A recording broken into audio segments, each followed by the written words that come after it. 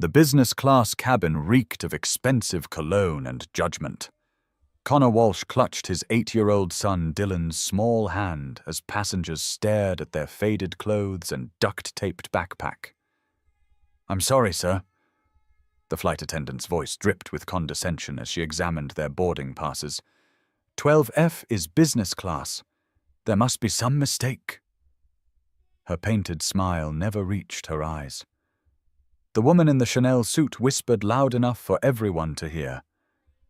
"Why are they in here?" Connor's weathered hands trembled slightly as he touched the military envelope hidden in his jacket pocket. Dylan's innocent voice cut through the tension. "Dad, why are they looking at us funny?"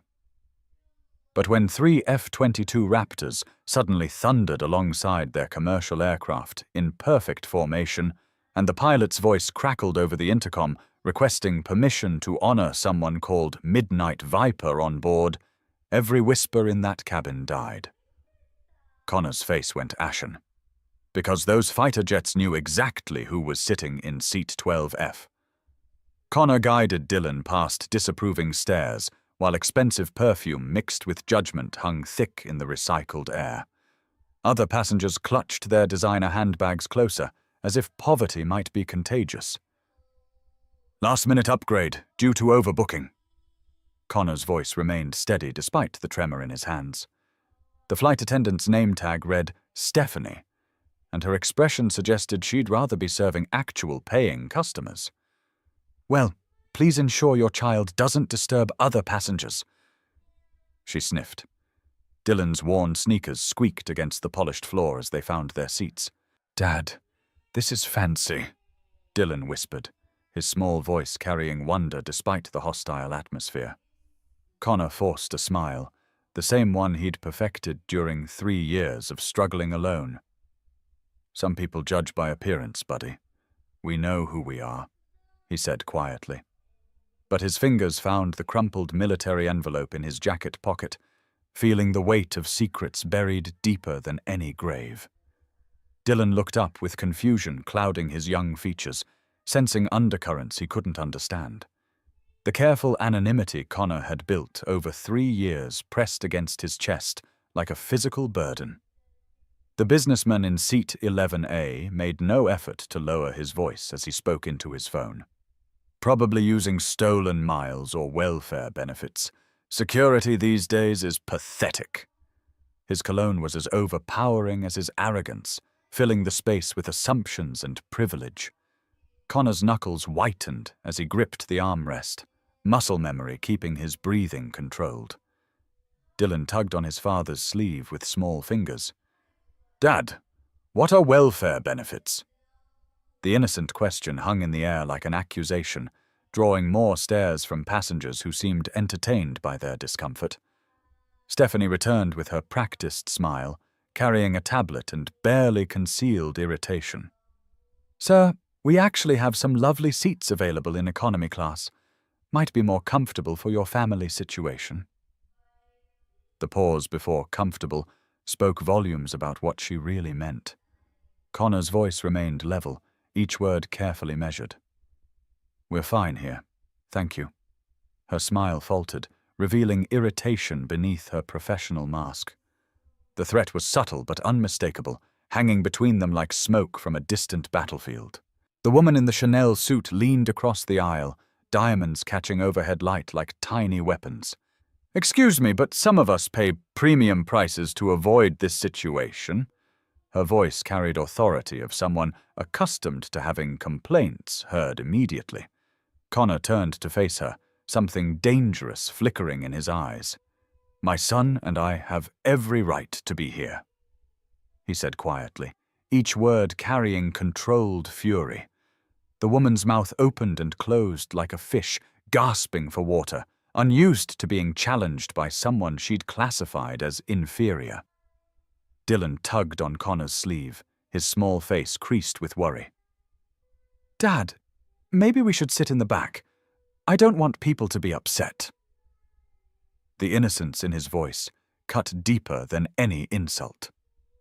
Connor knelt beside his son's seat, weathered hands gentle despite their obvious strength. Dylan, we belong exactly where we are. Don't let anyone tell you otherwise. But the military envelope seemed to burn against his chest, a reminder of the man he used to be. Before life stripped away everything except what mattered most, before Rebecca died and priorities changed forever. Turbulence hit without warning, violent enough to send oxygen masks dropping like yellow flowers of panic.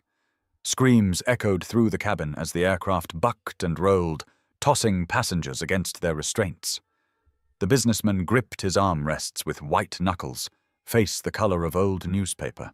The Chanel woman's makeup ran in dark streams as she sobbed into her mask, but Connor moved with supernatural precision, securing Dylan's mask before helping the elderly passenger across the aisle. His movements told a story his modest words never would. These were instincts of someone who'd faced death in the sky and lived. "Sir, you seem to know emergency procedures?" The old man gasped gratefully. "Some training," Connor replied simply, but his actions spoke differently. The way he checked mask seals, monitored breathing patterns, directed attention away from panic. Dylan watched his father with new awareness, seeing something in those weathered features he'd never noticed before, something that spoke of capabilities hidden beneath their ordinary life. Stephanie observed Connor's competence during crisis, her earlier condescension giving way to professional curiosity mixed with growing respect. The turbulence subsided, leaving the cabin filled with nervous laughter and lingering fear. Something had changed in the dynamic between passengers. Those who'd been quick to judge now avoided Connor's eyes, perhaps recognizing their assumptions had been built on sand. The businessman quietly pocketed his phone, earlier bravado replaced by uncomfortable silence. Stephanie's attitude shifted as she witnessed Connor's calm authority under pressure. The passengers who'd dismissed them now found themselves questioning their own character when faced with genuine capability and grace. The pilot's voice crackled through the intercom with news that would change everything. "Ladies and gentlemen, due to a minor mechanical issue, we'll be making an unscheduled landing at Andrews Air Force Base for inspection. We anticipate approximately 1 hour on the ground." The announcement drew groans from passengers worried about delays. But Connor's reaction was different. His face went pale, hand instinctively moving to the envelope. Through the window, military hangars came into view, their familiar shapes stirring memories he'd spent 3 years trying to forget. Dylan pressed his face against the window as they descended, excitement cutting through tension. "Dad, look! Fighter jets!" His small finger traced aircraft on the distant runway, sleek forms barely visible in afternoon haze. Connor followed his son's gaze, something flickering across his features. Recognition, longing, and something that might have been pain. "They're beautiful," Dylan whispered, voice filled with wonder. "Yes," Connor replied quietly, his voice carrying undertones his son was too young to understand. "They are beautiful." The aircraft touched down with barely a bump, testament to pilot skill and military precision. As they taxied toward the terminal, Connor's hands began to shake. Not with fear, but with weight of memories threatening to surface after 3 years of careful burial. Other passengers remained absorbed in phones or complaints about delays, but Connor's attention was fixed on something outside. Through the window, 3 figures in flight suits approached with purposeful strides unmistakable to anyone who'd served. His breathing became shallow as recognition dawned. The cabin door opened with a soft hiss, and Major Lisa Chen stepped aboard. Her helmet tucked under one arm, authority radiating from every line of her compact frame. Dark eyes scanned the business-class cabin with military precision, taking in expensive clothes, designer luggage, faces unaccustomed to having assumptions challenged. "Ladies and gentlemen," her voice carried command presence that made colonels stand straighter. "We're here to honor call sign Midnight Viper, who we understand is aboard this flight." The words hung in air like a challenge, carrying weight that transformed the cabin's atmosphere from irritation to electric attention. Silence followed, absolute and profound, broken only by a whisper of recycled air and distant jet engines. Passengers looked around with confusion and curiosity, delayed flights forgotten in face of unexpected military drama. Dylan tugged on his father's sleeve, young voice carrying clearly in quiet cabin. "Dad, what's a call sign?" But Connor couldn't answer, couldn't move. He could only stare at the woman in flight suit who'd just shattered 3 years of carefully constructed anonymity. Words that carried weight of his entire former life, everything he'd walked away from to become the father Dylan needed. Major Chen's gaze moved methodically through the cabin like a searchlight, trained eyes dismissing obviously civilian passengers one by one. Her attention lingered on Connor for a moment, something in his stillness catching her notice. But she moved on without immediate recognition, continuing systematic survey of confused faces. The businessman cleared his throat importantly, hoping to insert himself into whatever drama was unfolding. "I think there might be some mistake, officer. We're all civilians here." His voice carried condescension of someone accustomed to being most important person in any room. But Major Chen's expression didn't change, professional composure unshaken by civilian presumption. "Sir, would the person known as Midnight Viper please identify yourself?" Major Chen's voice carried across the cabin like a military challenge, each word precisely enunciated and impossible to ignore. The Chanel woman leaned forward eagerly, earlier tears forgotten in face of unexpected entertainment. Other passengers whispered among themselves, speculation running wild about who might be connected to military operations. But Connor remained frozen, weathered hands gripping armrests as if they were only things keeping him anchored to his carefully constructed reality. The weight of unspoken truths and guarded secrets suddenly seemed impossible to maintain under this direct scrutiny. Dylan looked up at his father with eyes reflecting confusion and growing pride, emotions warring in young features. "Dad?"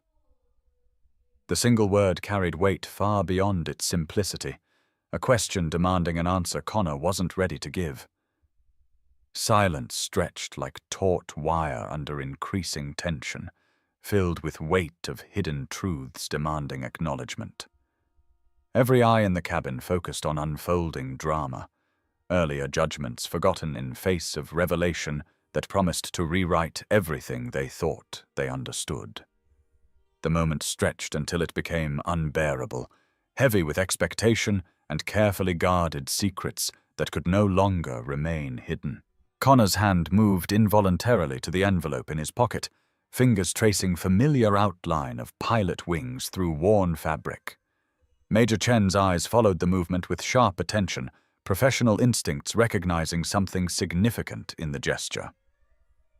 "Sir," she said, directing full attention to Connor for the first time, voice carrying new respect and growing recognition. The businessman's snicker died as he noticed the sudden shift in military officer's demeanor. Connor slowly raised his eyes to meet Major Chen's gaze, and in that moment, recognition flashed between them like lightning across clear sky.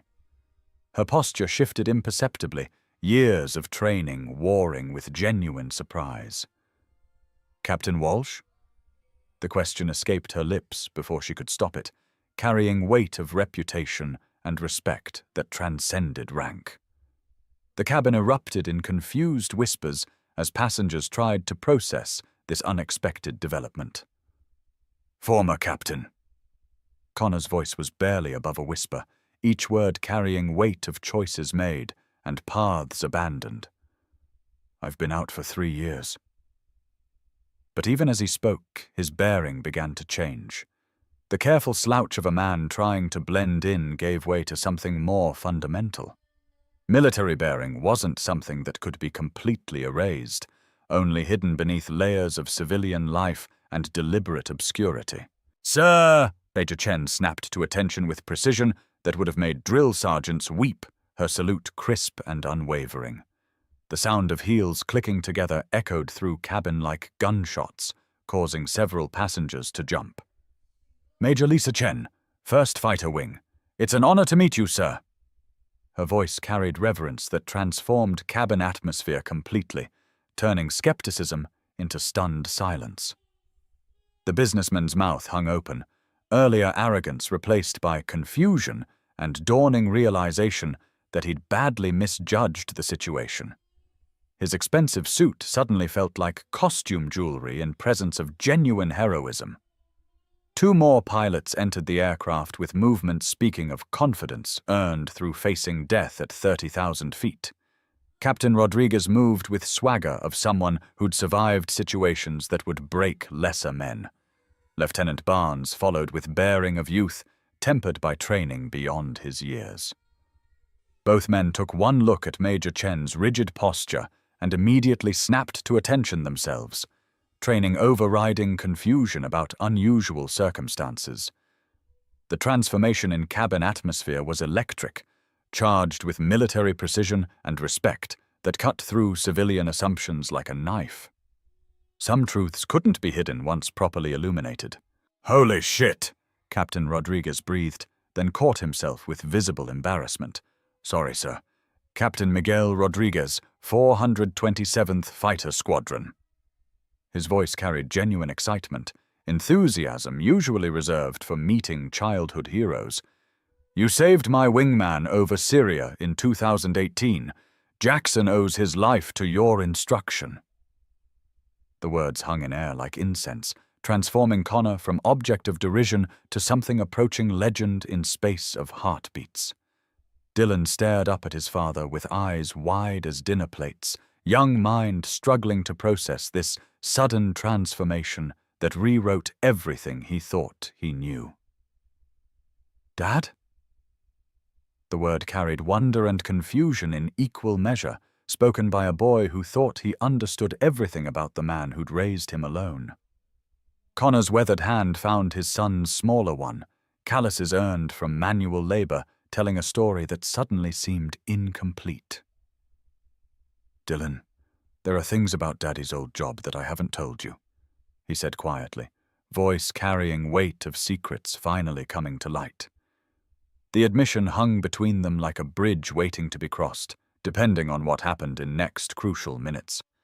The careful compartmentalization of his life was crumbling under pressure of circumstances beyond his control. Lieutenant Barnes stepped forward with movements speaking of youth and earnest dedication.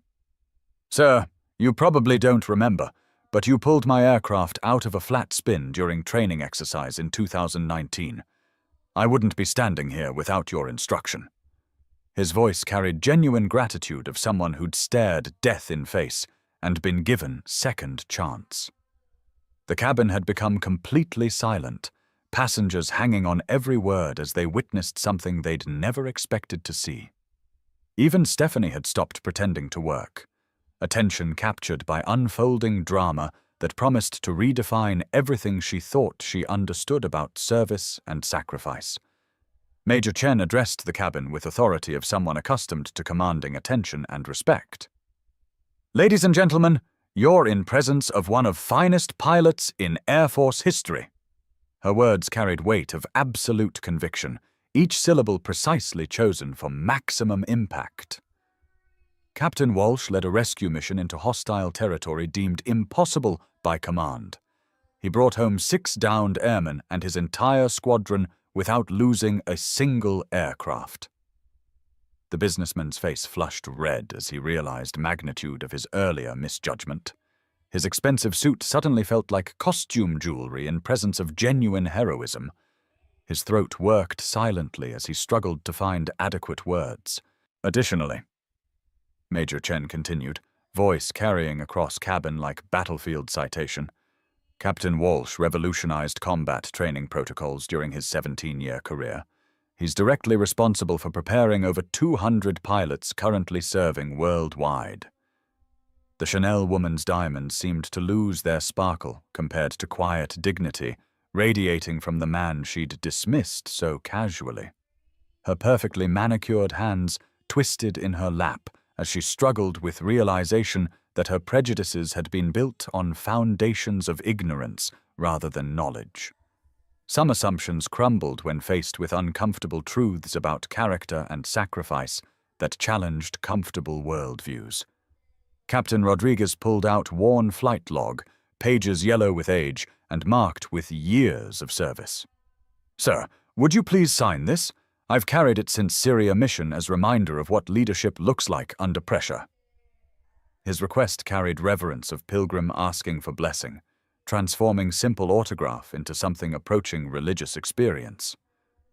Connor hesitated, eyes moving between hopeful pilot and his son's wondering face. "I don't really do that anymore," he said quietly, voice carrying reluctance born from 3 years of deliberate anonymity. But Dylan tugged on his sleeve with insistence only 8-year-olds could muster when they believed something important was at stake. "Dad, you should sign it. If you helped people, that's good, right?" The innocence in his voice cut through years of carefully constructed barriers like sword through silk. Connor took the pen with hands that trembled slightly, not from fear, but from weight of memories he'd spent 3 years trying to forget. As he signed his name with careful precision, Major Chen provided commentary that transformed their understanding of the man they'd dismissed. Midnight Viper earned his call sign during night rescue operation in 2017. Captain Walsh flew through thunderstorm with 0 visibility to guide lost patrol home. Command had written them off as casualties, but he brought every single man back alive. "Why'd you leave?" Lieutenant Barnes asked with directness that characterized military communication, question cutting straight to heart of what everyone wondered. Connor glanced at Dylan, whose young face reflected mixture of pride and confusion that made his heart ache. "My wife got sick. Priorities changed," he said simply, but statement carried years of sleepless nights, difficult decisions, and kind of love that could make a man walk away from everything he'd worked for. Major Chen nodded with understanding that came from serving alongside other warriors who'd made similar sacrifices. Some choices required abandoning everything except what mattered most when life demanded impossible decisions. Stephanie approached with entirely different demeanor, earlier condescension replaced by something approaching reverence mixed with genuine shame. "Captain Walsh, I owe you sincere apology. I didn't realize who you were or what you'd sacrificed." Her voice trailed off as she struggled to find words adequate for magnitude of her misjudgment. Connor's response carried grace of someone who'd learned that holding grudges was luxury he couldn't afford. "You couldn't have known my background," he said gently, voice holding no anger or accusation. Just quiet dignity of someone who'd made peace with being underestimated and judged by appearances rather than actions that defined character under pressure.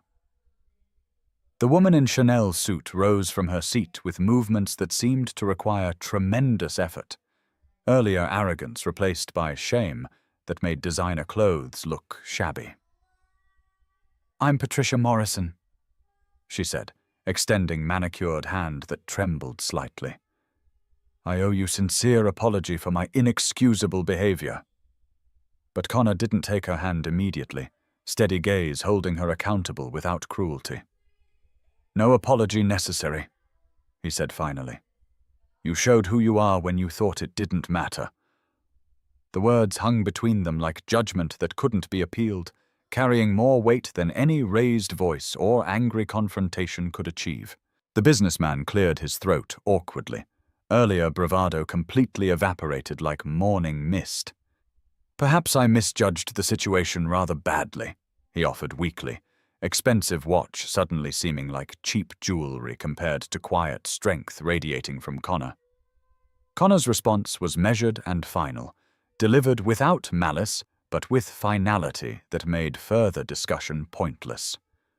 "Perhaps you did," he said simply, 2 words carrying weight of absolute judgment delivered without emotion.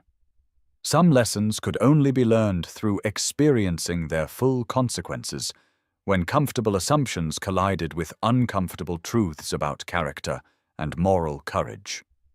Major Chen checked her watch with precision of someone whose life was governed by schedules and duty. "Sir, we need to depart, but there's situation developing that requires your expertise. Pentagon's been trying to reach you through old channels." Her words carried implications that made Connor's jaw tighten almost imperceptibly. "I'm retired from active service," he said firmly, but statement lacked conviction it might have carried just minutes before. "New threat level requiring experienced pilots for advisory roles, especially someone with your specific training background." The weight of unfinished business hung between them like smoke from battlefield that had never really ended.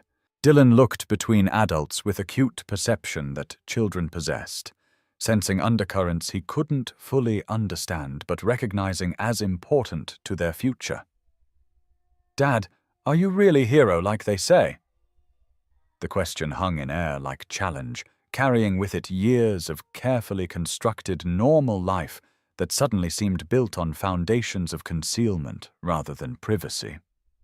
Captain Rodriguez answered before Connor could respond, voice carrying conviction that transformed Dylan's understanding of his father from mechanic to mythical figure in space of single heartbeat.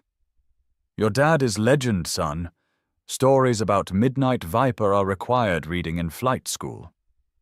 The words carried weight that transcended simple praise to become something approaching prophecy. Major Chen handed Connor a card with movements that suggested gesture carried significance beyond simple contact information. "No pressure, sir, but if you change your mind, country could use you again in ways that honor both your expertise and family responsibilities." The weight of duty and service hung between them like unspoken obligation, carrying knowledge that some responsibilities transcended personal choice when national security and young lives hung in balance. Connor took the card with fingers that seemed reluctant to make contact, as if touching it might somehow drag him back into a world he'd deliberately left behind for love and family responsibility. As pilots prepared to leave, Major Chen turned to Dylan with a smile that transformed her stern features. "Your father is finest pilot I've ever known, and I've served alongside the best. You should be proud of him every single day." Her words carried authority of someone who'd served alongside genuine heroes and could recognize excellence when encountered in unexpected places. "I am proud," Dylan replied firmly, small voice carrying conviction that surprised adults around him. "Even before I knew about flying stuff, I was proud because he's my dad and he takes care of me no matter what happens." After pilots departed, cabin atmosphere had changed completely and permanently, transformed from hostility to something approaching reverence mixed with embarrassment from people who'd revealed more about their character than intended. Passengers who'd ignored or dismissed Connor now stole glances filled with respect rather than disdain, whispered conversations carrying admiration instead of judgment. The businessman worked quietly at his laptop, earlier bravado completely absent as he struggled to process magnitude of his misjudgment. Some revelations forced uncomfortable examination of assumptions that had seemed solid just hours before, but now appeared built on prejudice rather than wisdom. Stephanie returned with complimentary drinks and attention that bordered on fawning, earlier hostility completely replaced by eager service that carried genuine respect. "Can I get anything else for you, Captain Walsh? Anything at all?" she asked, voice carrying respect usually reserved for visiting dignitaries. "Just Connor, please," he replied gently, insistence on simplicity in face of newfound reverence, speaking to character forged by something more fundamental than public recognition. "And we're fine, thank you." The flight attendant's relief was palpable, but her new understanding had permanently altered dynamic between them in ways that couldn't be undone or forgotten by either party. Dylan processed everything with remarkable resilience that characterized childhood, young mind working to reconcile new information with everything he thought he knew about his father. "Dad, Why didn't you tell me about being pilot and saving people? The question carried hurt, but not accusation, spoken by a boy who trusted his father's judgment even when he didn't understand reasoning behind difficult decisions. Connor's response came from years of careful consideration about what children needed to know and when they were ready to handle complex truths about duty and sacrifice. Because being your father is more important than being pilot or anything else I've ever done. But you were saving people and doing important things. Dylan's protest carried moral clarity that only children possessed, cutting through adult complexities to reach fundamental truths about service and responsibility. Connor's smile held years of sleepless nights and difficult decisions made in hospital rooms when duty to family trumped duty to country. I save one person now, he said gently, hand finding Dylan's and holding it with strength that spoke of absolute commitment. You are most important mission I've ever had, and I complete it successfully every single day. The words carried conviction that made everyone within hearing understand that some forms of heroism happened in daily choices rather than dramatic gestures captured in news reports. Patricia Morrison approached hesitantly, earlier arrogance replaced by genuine remorse that made expensive clothes seem shabby compared to Connor's simple dignity. Mr. Walsh, I want to sincerely apologize for my inexcusable behavior and cruel things I said. Her words carried weight of someone confronting ugly reality of their own prejudices. Connor studied her face with eyes that had seen best and worst of human nature in situations where character emerged under pressure. We all make judgments based on incomplete information, he said thoughtfully. Question is what we do after we learn we were wrong and have opportunity to make better choices going forward. I'd like to make substantial donation to military families charity in your name, she offered, voice carrying desperate hope of someone seeking to transform embarrassment into meaningful action. Connor's response carried wisdom of someone who'd learned that true apologies required acknowledging harm done to innocent people rather than seeking personal absolution. Make the donation in Dylan's name, he said firmly. He's the one who had to hear your comments and assumptions about our worth as human beings. The redirection transformed her gesture from self-serving penance into genuine acknowledgement of harm done to child who'd done nothing to deserve such treatment. As flight resumed toward original destination, Connor found himself caught between worlds that suddenly seemed impossible to reconcile without fundamental changes to their carefully ordered life. Passengers approached throughout remainder of journey with requests and stories that chipped away at careful anonymity he'd constructed over 3 years. A veteran thanked him with tears in his eyes. Elderly man shared stories of his son whose life had been saved by Connor's training methods. Children sought autographs with wide-eyed wonder that transformed simple signatures into treasured possessions. Each interaction revealed the man beneath mechanics' coveralls and legend behind father's gentle hands. Dylan watched his father handle attention with quiet grace that spoke to character forged by years of genuine service rather than pursuit of recognition. Dad, were you famous before? He whispered during brief lull in parade of well-wishers. Connor's response carried humility of someone who understood difference between notoriety and significance, between public recognition and private satisfaction that came from work well done. Not famous in way movie stars are famous, he explained carefully. Just good at job that mattered to people's safety and survival. But even as he spoke these modest words, his eyes carried weight of memories that suggested his job had involved responsibilities most people could never imagine. Landing at Reagan National felt like stepping into a different world, one where Connor's carefully constructed anonymity had been permanently shattered and could never be rebuilt.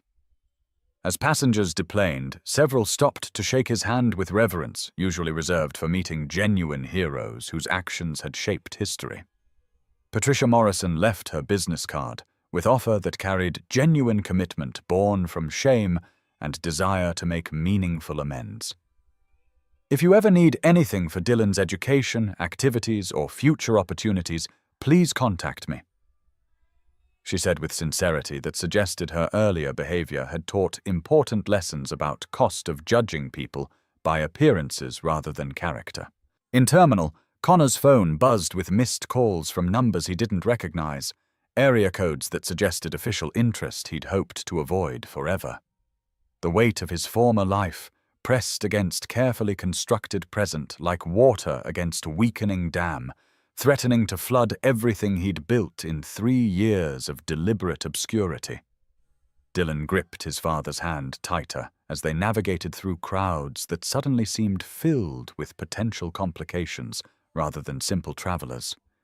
His young instincts recognized that their carefully ordered world was about to change in fundamental ways that couldn't be controlled or predicted with any certainty. "Sir?" The voice behind them carried authority that made Connor's shoulders tense with recognition even before he turned around. General Patricia Hayes stood in civilian clothes that couldn't completely hide her military bearing, flanked by 2 aides whose alert postures suggested this wasn't social encounter. "General Hayes," Connor said, recognition immediate and carrying years of professional respect mixed with personal wariness. The woman before him held power to reshape his carefully ordered life with single phone call or official request that would be difficult to refuse without serious consequences for national security and innocent lives that hung in balance. "Connor," she said, use of first name suggesting familiarity that transcended military protocol. "We need to talk about developments that require your immediate attention." The simple statement carried implications that made Connor's protective instincts flare immediately. Dylan sensed tension in adult voices with intuitive fear that children possessed when their security felt threatened by forces beyond understanding. "General, I'm flattered, but I'm out of active service permanently," Connor replied with finality, forged by 3 years of deliberate choice and careful commitment to priorities that transcended military obligation when family needs came first, without question or hesitation. "Walk with me for just few minutes," General Hayes suggested, tone carrying authority that made refusal seem impossible even for someone of Connor's stature.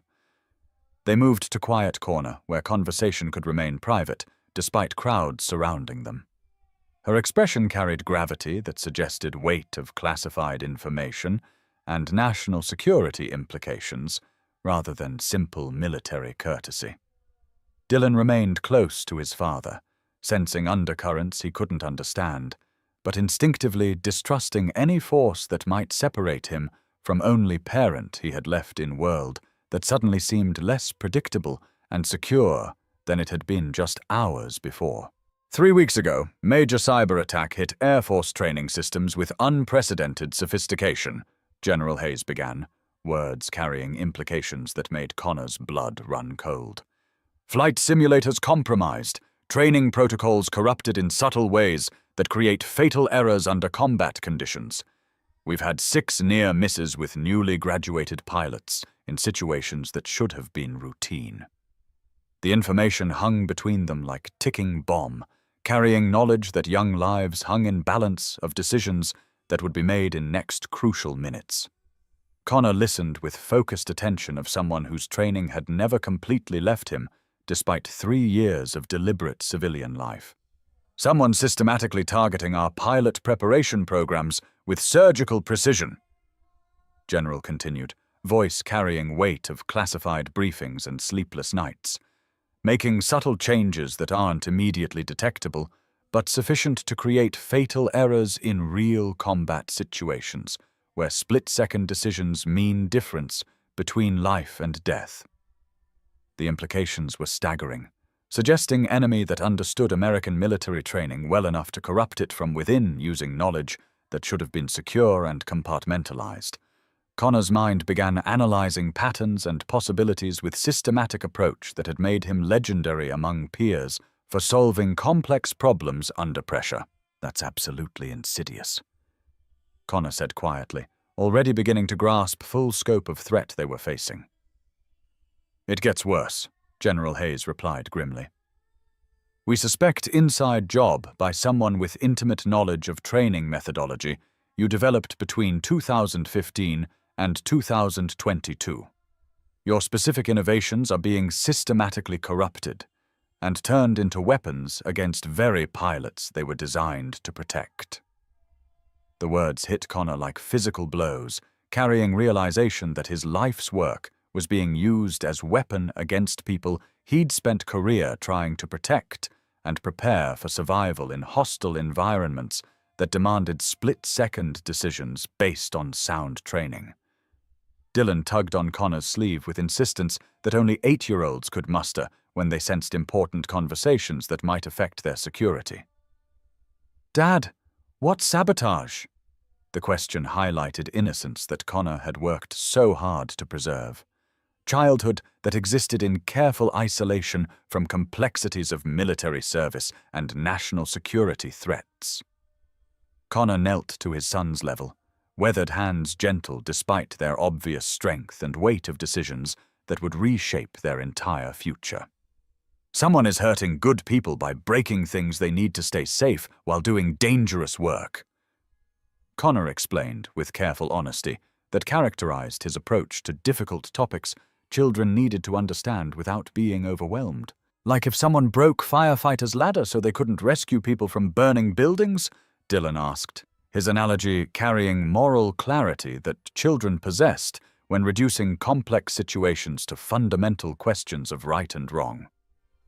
Exactly like that, Connor confirmed, but his eyes remained fixed on General Hayes as she delivered information that would force him to choose between life he'd built and responsibilities he'd never completely abandoned. The weight of other people's children hung between them like unspoken obligation that transcended personal preference when lives hung in balance of decisions that could only be made by people with specific expertise and proven judgment under extreme pressure. Dylan considered information with seriousness that characterized his approach to adult problems requiring moral judgment. Are pilots crashing because someone broke their training? The question cut straight to heart of what everyone was thinking, but afraid to voice directly. Connor looked at General Hayes, whose slight nod confirmed fears that made his protective instincts war with sense of duty to something larger than personal preference. Some are in danger, and more will be if we don't find a way to stop whoever is doing this, he admitted quietly, words carrying weight that seemed to age him visibly in space of few heartbeats. Then you should help them, Dad, Dylan said with moral certainty that only children possessed, young voice carrying conviction that cut through years of careful rationalization and deliberate distance from military service. Because if you can fix broken training, then pilots won't crash, and their families won't be sad like we were when Mommy died. The innocence in his words highlighted fundamental choice that lay before them, between personal safety and public responsibility, between Father Connor had chosen to become and pilot he'd never completely stopped being, despite 3 years of determined civilian life that had become their foundation for everything else that mattered. General Hayes watched this exchange with professional interest that suggested she understood family dynamics at play better than Connor might have preferred. It would mean leaving your home for approximately 2 weeks while we investigate and rebuild compromised systems, she explained carefully, voice carrying acknowledgement of sacrifice that military families made daily when duty called at inconvenient times. Will I be with Dad the whole time?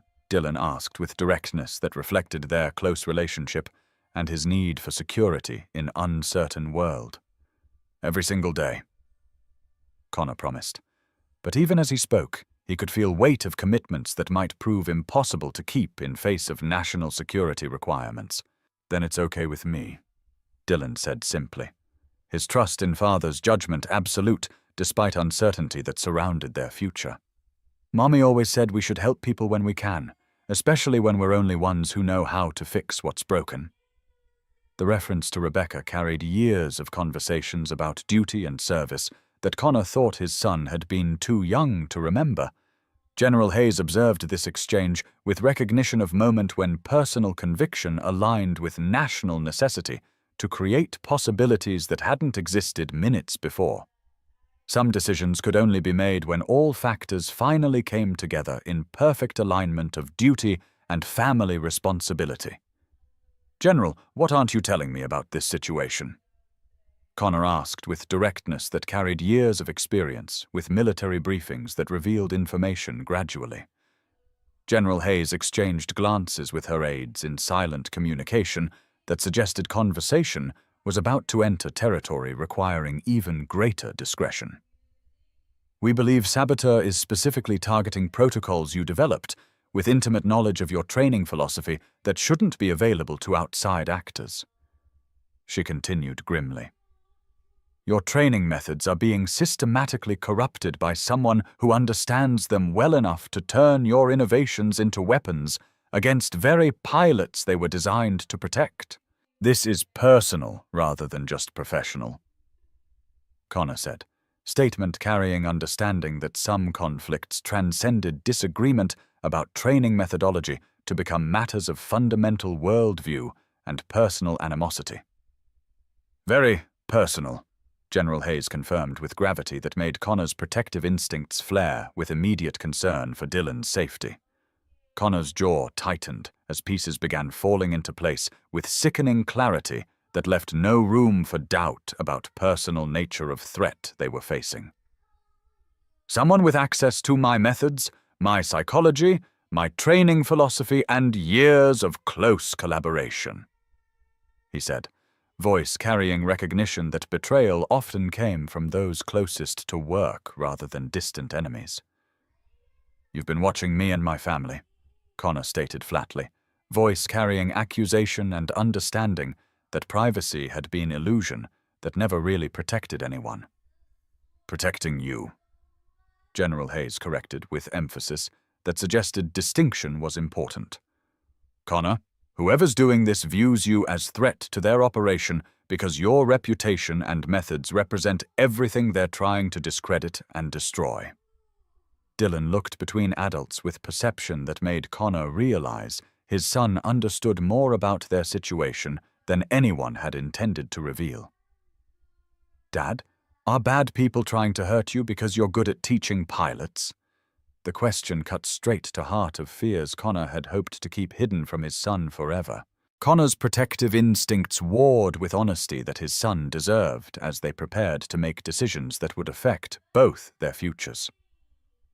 "General, I won't put my son at risk by accepting this assignment," Connor stated with finality that carried weight of absolute priority and non-negotiable commitment to protecting only family he had left.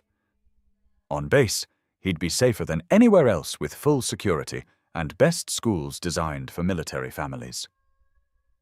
She replied, understanding of military life offering advantages that civilian existence couldn't provide when facing threats that required institutional protection rather than individual vigilance that could only go so far against determined enemies.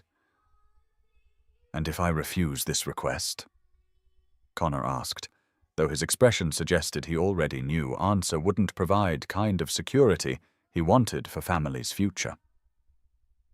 "Then good pilots continue dying from sabotaged training protocols, and eventually this person escalates to direct attacks on you and anyone they perceive as supporting your work," General Hayes replied with brutal honesty that made clear choice wasn't really between safety and danger, but between facing threat actively or waiting for it to find them in an environment where they had less support and fewer resources for protection against someone motivated by personal hatred rather than professional disagreement. Connor realized terrible choice before him wasn't really choice at all. Engage with institutional support and risk Dylan's safety in controlled environment, or stay hidden and allow others to suffer consequences of his avoidance while eventually facing same threats without military protection. "Dad." Dylan said quietly, young voice cutting through adult deliberations with moral clarity that couldn't be ignored. Remember what you told me about bullies at school? Sometimes you have to stand up to them even when it's scary, because hiding just makes them hurt more people and eventually they come after you anyway. Connor looked down at his son and saw Rebecca's courage reflected in those young eyes. Same moral certainty that had made her support his military service, despite risks it entailed.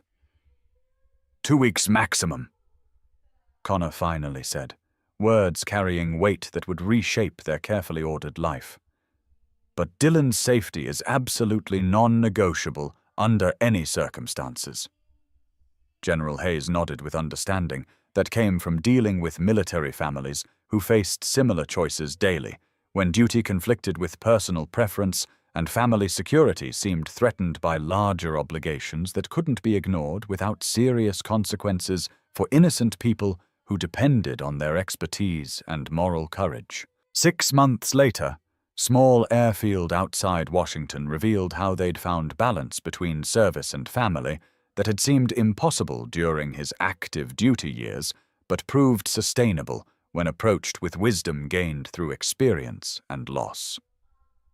Connor wore instructor's jacket as he watched young pilots practice takeoffs with precision that reflected training protocols cleansed of corruption and restored to original effectiveness through painstaking investigation and rebuilding efforts. Dylan stood beside him wearing miniature assistant instructor badge with pride that showed his understanding of their work had grown to include genuine contribution rather than simple observation of adult activities that he couldn't fully comprehend or appreciate. Morrison's arrest during carefully orchestrated symposium had led to evidence revealing conspiracy spanning 2 years and involving systematic efforts to discredit human-centered training in favor of automated systems that would have made military aviation less effective and more dangerous. Connor's testimony had helped convict Morrison and reform military training protocols nationwide, but more importantly, it had allowed him to reconcile service with fatherhood in ways that honored both responsibilities without requiring him to choose between them at cost of either effectiveness or family stability that Dylan needed for healthy development in an uncertain world. The work continued with sustainable rhythm that proved some forms of service could enhance, rather than threaten family bonds when approached with wisdom and proper priorities. Connor called instructions to student pilots, while Dylan documented each flight with seriousness that reflected their shared commitment to aviation safety. Their Saturday routine of civilian flight instruction allowed Connor to share expertise while maintaining family-centered life that had become their foundation for everything else that mattered. This balance between service and personal responsibility had proven sustainable precisely because it honored both obligations without requiring sacrifice of either effectiveness or family presence that remained their highest priority. As they drove home through familiar suburban streets that had become their sanctuary, Connor reflected on how authenticity had proven more sustainable than concealment, how service could multiply love rather than competing with it for time and attention.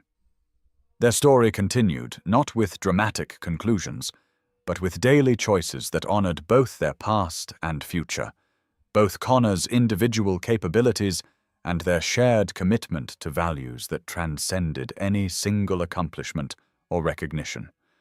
Some legacies are written not in stone, but in daily choices that touch other lives, in wisdom shared through patient teaching, in children who learn that helping others enhances rather than diminishes family bonds that provide foundation for all other meaningful service that makes life worth living and builds better world for future generations.